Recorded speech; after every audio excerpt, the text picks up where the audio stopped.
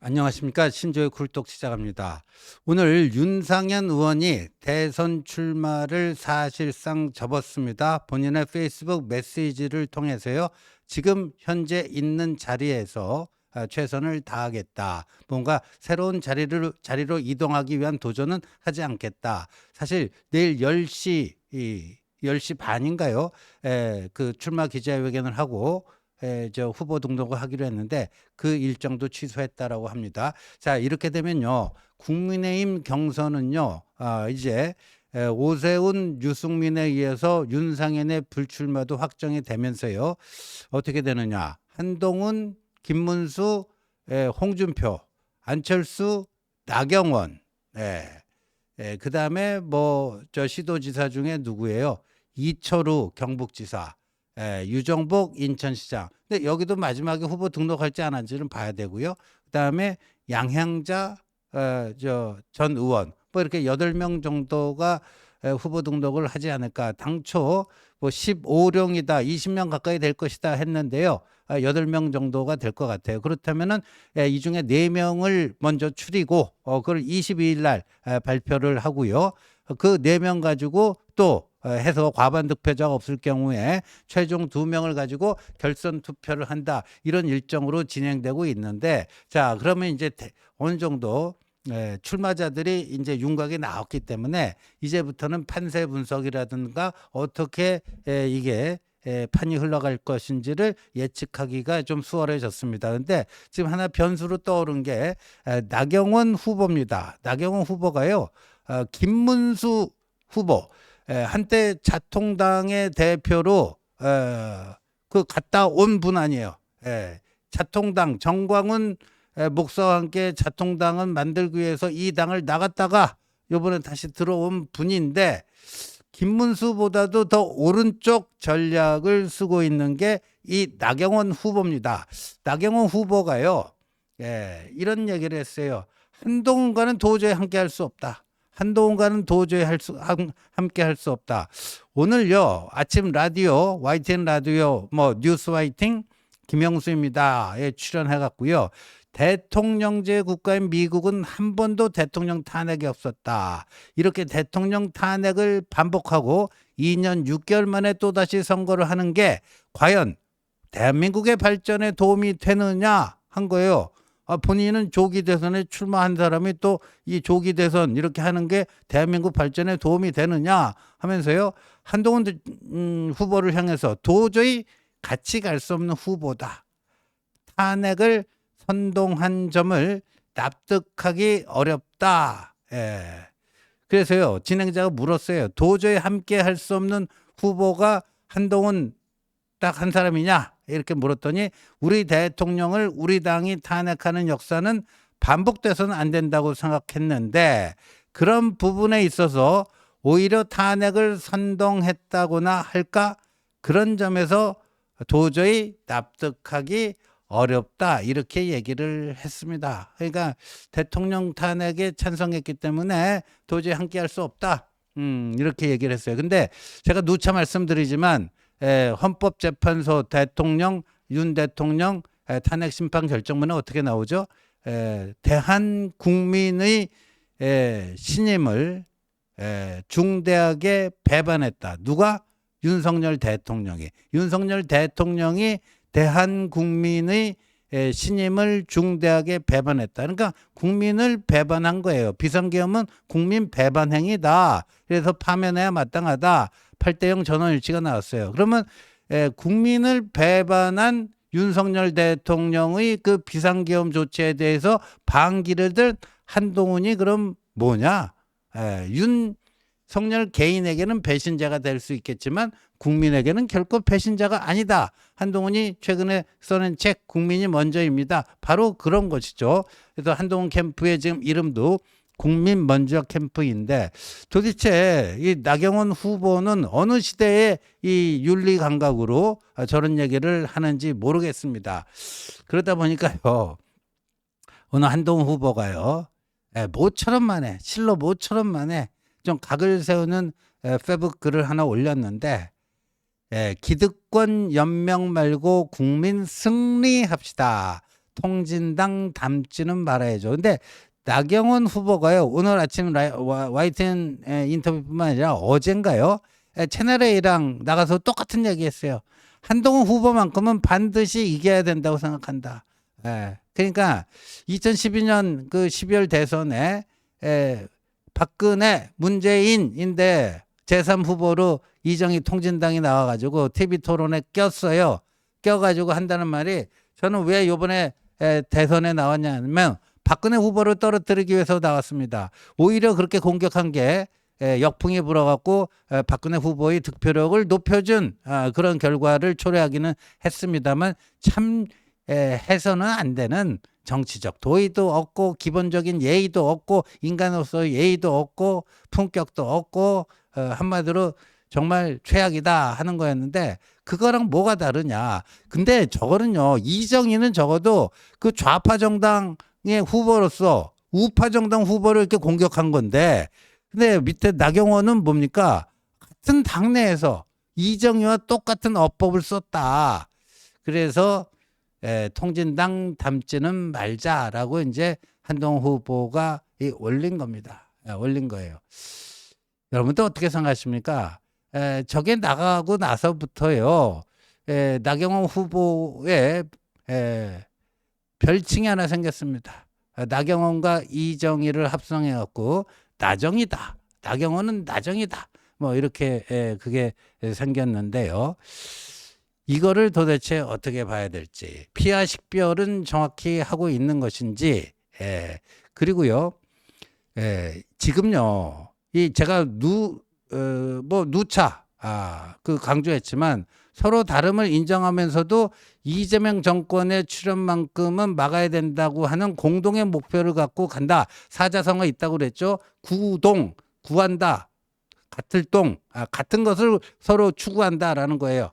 존이 생존할 때 존자, 있을 존자에 다를 있자. 서로 다르지만 같은 목표를 추구한다. 구동존의의 정신으로 이재명 정권의 출연만큼 막아야 되는데, 근데 저런 식으로 이거 얘기를 하게 되면은 과연 한동훈이 이 당의 최종 후보가 됐을 때 나경원이 거기 흔쾌히 인정하고 힘을 합할 것인가?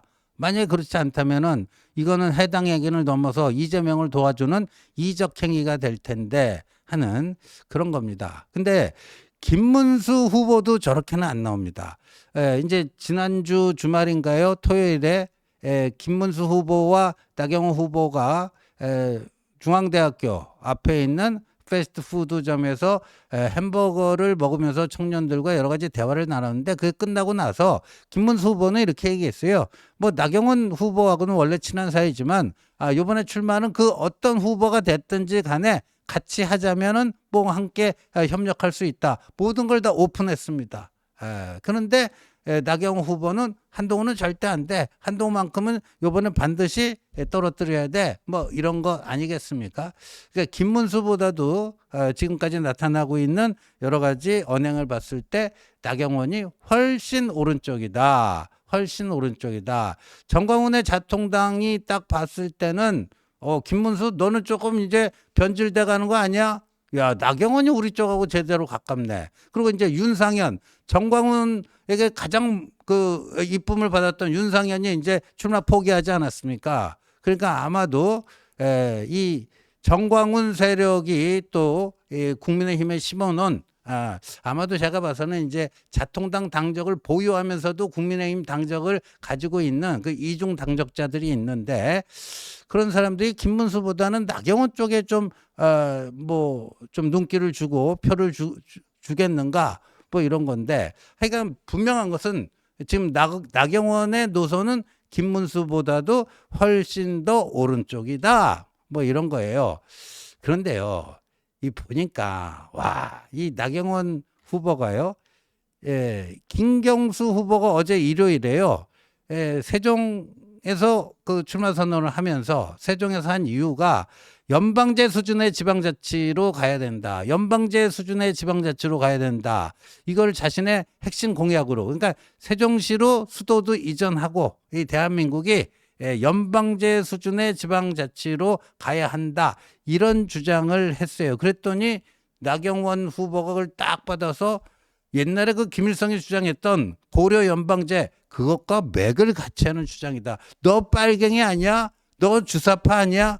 그거를 이렇게 색깔론으로 연방제 수준의 지방자치라고 하는 김경수의 공약을 색깔론으로 공격을 했어요. 색깔론으로 공격을 했더니 김경수가 웃으면서 바로 받아치면서 이렇게 얘기를 했습니다. 나경원의 주장대로라면 미국은 대표적인 친북 국가 아니냐, 주사파 국가 아니냐. 왜?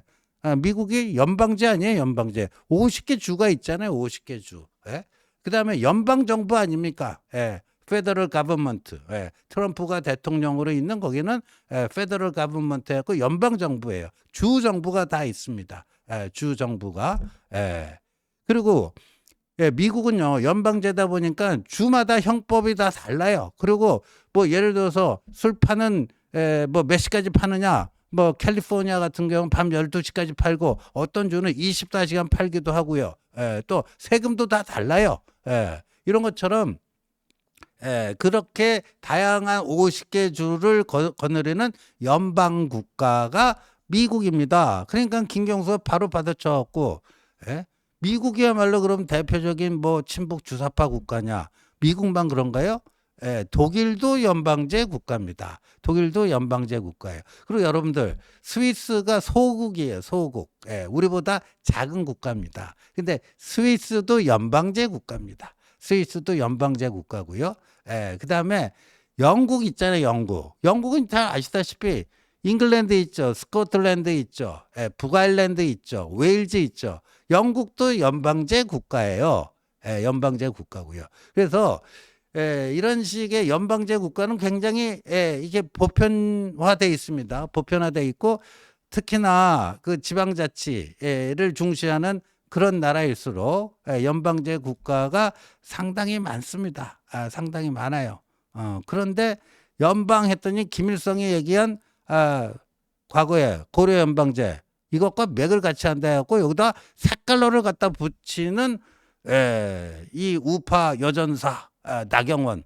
저는 이거 보면서 정말 몰라서 이런 건지 알고도 이렇게 한 건지 그게 좀 의아하더라고요. 사실요 김일성의 그 고려 연방제는 폐기된 지 오래됐고요.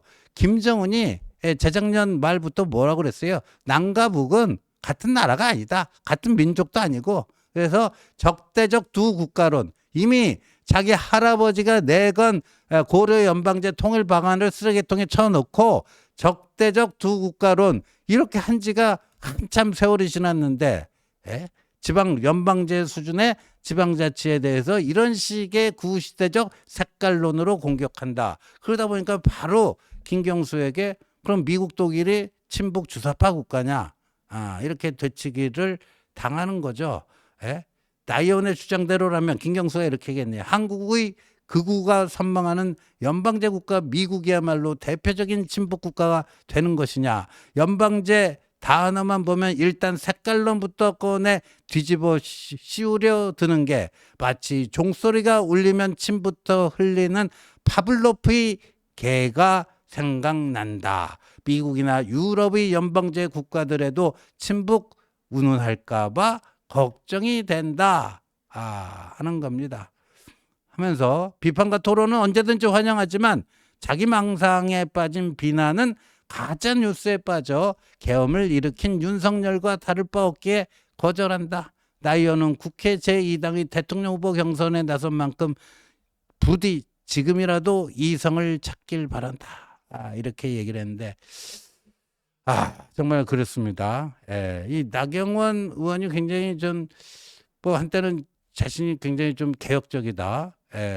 개혁 보수의 이미지를 또 선점하려고 오세훈 시장하고도 막 경쟁하고 그랬는데 어쩌다가 보니까 정광훈 자통당에서 가장 선호하는 이런 지금 정치인으로 급변했다. 그게 오늘의 나경원이다 하는 이런 겁니다. 자, 그러면 이제 이 나경원 후보가 빅4 안에 들 수 있을까 없을 것인가 그것이 문제로다. 지금요 오세훈이 빠진 자리에 누가 들어갈 것인가. 그러니까 빅4가 원래 있었죠. 그게 김문수, 한동훈, 홍준표, 오세훈 이게 4명이었어요. 근데 오세훈이 이제 드랍했잖아요. 그러니까 한 자리 비잖아요. 요 자리에 누가 들어갈 것이냐? 안철수냐 나경원이냐? 나경원이냐 안철수냐? 그것이 문제로다. 지금 요렇게 돼 있습니다. 요렇게 돼 있는데 그래서 그 나경원 후보의 경우에는 뭐 정광훈 자통당 뭐 이중당적 표도 좀 받고 또 확실하게 이제 윤심 김문수보다도 더 세게 윤심팔이 하면은 내가 좀 그래도 4등에 들 수 있지 않을까 이런 식의 지금 득표 전략을 가져가는 것 같아요. 그렇다면은 나경원과 안철수는 극과 극이죠. 극과 극인데 이게요.